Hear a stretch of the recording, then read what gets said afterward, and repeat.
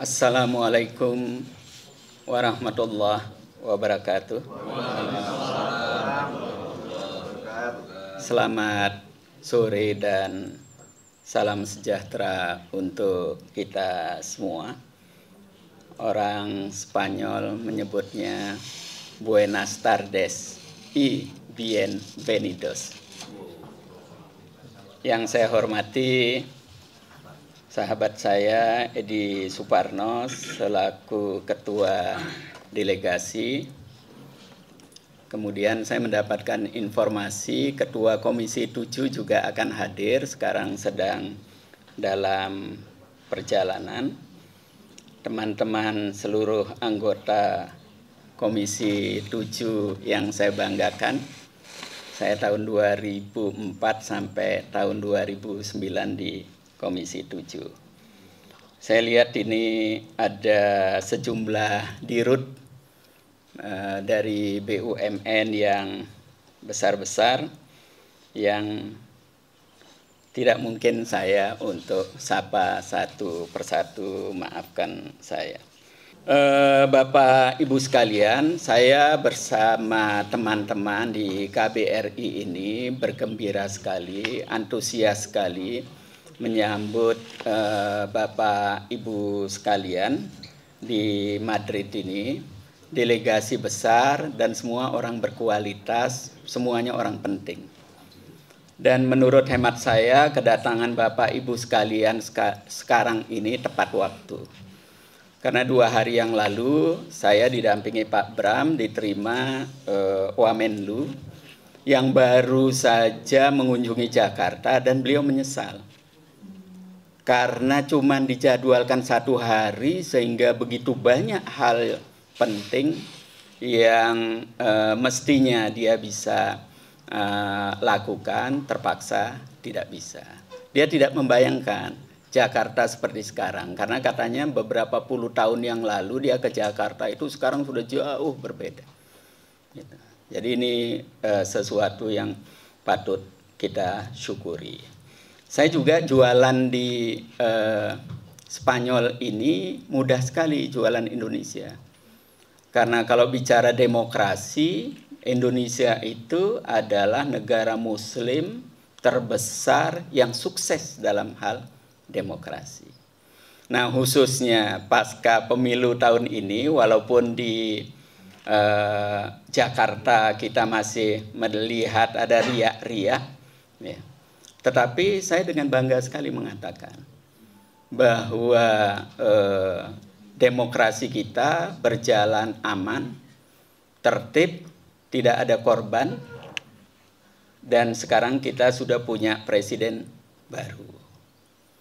Nah, tambahan lagi, ini mohon maaf kalau ada yang kurang berkenan, karena tugas diplomat itu kan juga harus betul-betul mengamankan kebijakan negara.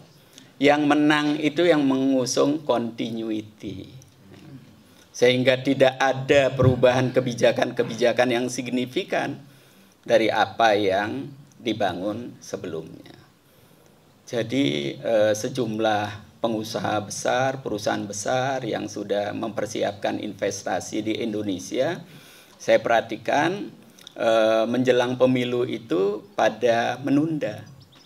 Karena di benak orang Eropa ini, negara demokrasi itu sering sekali melahirkan pemimpin-pemimpin baru yang tidak terduga, yang bisa jadi polisinya nanti berbeda. Nah, sekarang semuanya sudah selesai. Nah, karena itu kedatangan Bapak Ibu sekalian ini merupakan momentum yang luar biasa. Nah, selain itu, saya ingin sampaikan kepada Bapak Ibu sekalian, Spanyol ini ibarat gadis desa yang cantik yang belum pandai bersolek. Nah, kalau Bapak Ibu sekalian ke sini, waduh, peluangnya luar biasa. Dan orang Spanyol juga melihat Indonesia ini luar biasa. Karena kalau bicara ASEAN, umumnya mereka hanya tahu Filipina. Secara tradisional itu Filipina kan koloni Spanyol. Gitu. Orang Filipina di sini banyak sekali mendapatkan privilege. Nah, begitu dia melihat Indonesia, apalagi melihat saat ini, waduh. Nah, karena itu saya berharap termasuk Bapak Ibu sekalian yang hadir sore ini. Kalau dirasa nanti banyak pembicaraan-pembicaraan yang perlu ditindaklanjuti, ya, datang ke sini lagi, jangan sungkan-sungkan, kita sangat antusias akan menerima Bapak Ibu sekalian. Nah, Bapak Ibu sekalian, dalam kesempatan yang berharga ini, saya kira saya tidak akan melewatkan untuk berbagi data dan wacana. Saya baru saja mendapatkan informasi dari Jakarta bahwa data terakhir menunjukkan GDP per kapita Indonesia itu 5.000 US dollars. Nah, sementara Singapura 88.000. Tolong saya dikoreksi kalau data yang saya terima ini keliru. Nah, kalau saya pikir-pikir ya, Singapura itu negara kecil, kemudian juga tanahnya tidak subur, tidak punya mineral. Kalau dibanding Indonesia secara sederhana tidak ada apa-apa. Nah, tetapi bagaimana Singapura bisa menjadi seperti sekarang ini? Nah, kalau saya gunakan kata kunci sederhana, karena Singapura pandai memanfaatkan dinamika ekonomi politik di kawasan Asia Tenggara. Belakangan saya mendengar sejumlah pejabat penting kita mengatakan bahwa uang yang beredar di Singapura itu sebetulnya cukup banyak uangnya orang Indonesia. Di Singapura juga banyak perusahaan-perusahaan bendera Singapura pemiliknya orang Indonesia. Dan bahkan belakangan juga banyak disebut kenapa investasi Singapura masih menduduki nomor 1 di Indonesia. Karena perusahaan-perusahaan ini investasi di Indonesia pakai bendera Singapura. Nah, saya tidak ingin menyalahkan siapapun ya, tapi coba kita mau belajar bagaimana mereka bisa mengkapitalisasi ekonomi politik, dinamika politik di kawasan itu untuk nasional interest mereka. Bapak Ibu sekalian, saya yakin sebagian di antara kita sudah tahu bahwa sekarang Dubai jauh lebih gila dari Singapura. Ya. Dia melihat dinamika politik di tingkat global dan sejumlah orang yang punya duit yang ingin menaruh duitnya itu tetap berkembang. Waduh, Dubai luar biasa. Banyak orang yang keliru. Dubai beda dengan Abu Dhabi. Kalau Abu Dhabi itu kaya karena jual minyak dan gas, karena faktor alam, tetapi Dubai tidak, karena ide-ide itu.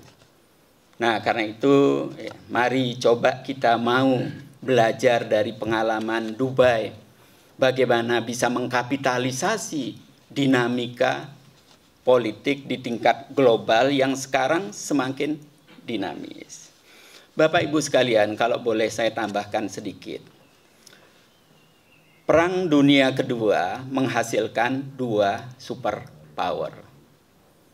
Uni Soviet dengan fakta Warsawanya, kemudian sekutu dengan NATO-nya. Itu sebabnya kata-kata Bung Hatta sebagai wapres, bagaimana kita mendayung di antara 2 karang. Terkenal sekali. Ketika Uni Soviet bubar karena kalah perang di Afghanistan, maka hanya tinggal menyisakan 1 superpower. Nah, sekarang sudah tidak ada superpower lagi. Karena itu saya bergembira sekali kalau belakangan para politisi di Indonesia, para pejabat di Indonesia sudah lebih high profile, berani mengatakan tidak. Kita ini posisinya sangat diuntungkan karena Indonesia konsisten sebagai anggota non-blok, sehingga semua negara yang potensial bisa menjadi teman kita. Saya dulu di Komisi 7, ini sedikit pengalaman, melihat banyak sekali potensi yang bisa dikapitalisasi. Tetapi tidak bisa menjadi sesuatu karena kita terlalu takut. Takut melakukan ini, takut melakukan itu, takut diembargo ini, takut diembargo itu. Nah sekarang saya kira tidak ada lagi yang perlu ditakutkan. Hanya saja ya kita perlu lebih elegan, ya, lebih berpikir jangka panjang dan seterusnya. Saya ingin mengakhiri ya, dengan mengingatkan kita semua. Barat itu seringkali itu menggunakan double standar. Double standar dalam hal politik, double standar dalam hal demokrasi, double standar dalam hal lingkungan, double standar dalam hal HAM, dan yang lain-lainnya.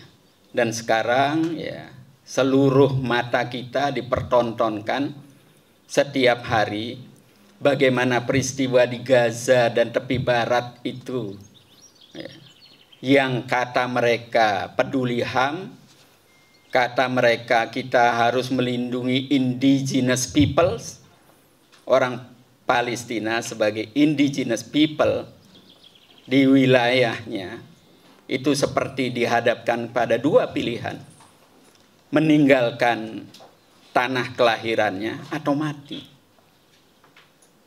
Nah karena itu sekarang di Spanyol ini marak sekali demo-demo, hampir semua universitas melakukan demo pro Palestina.